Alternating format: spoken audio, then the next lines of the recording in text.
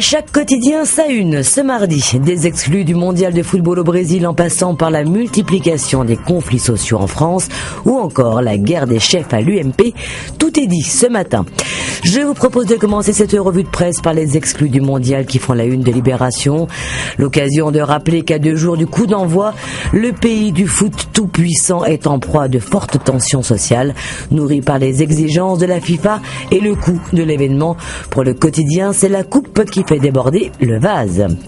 Le Monde, pour sa part, souligne que la France fait figure de championne des inégalités entre générations. Figurez-vous que le sacrifice de la jeunesse est plus marqué et plus ravageur en France que dans tous les autres pays développés.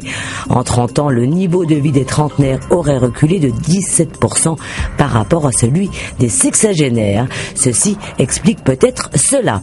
Le Monde qui titre également sur le patron d'Uber, ce geek que les taxis détestent, celui dont ils jugent la concurrence déloyale et contre qui ils manifesteront dès demain dans toute l'Europe. Et avec eux, intermittents et cheminots. Attention, mouvements sociaux en vue, la bataille du statut s'annonce, titre Les Échos.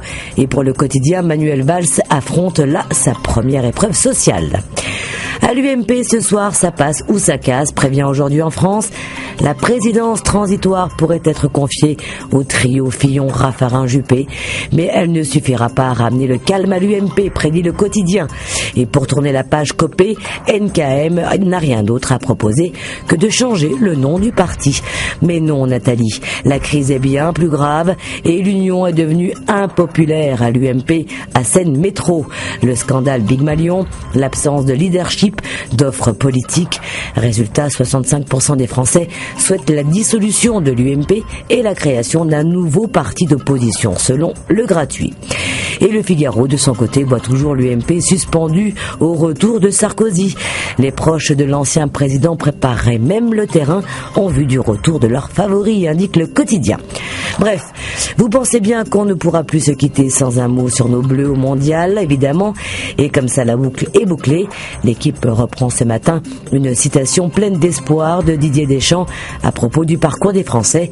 Il est permis de rêver, dit-il. Et permettez-moi de lui répondre, il est même permis de gagner, Didier. Bonne journée et bonne lecture.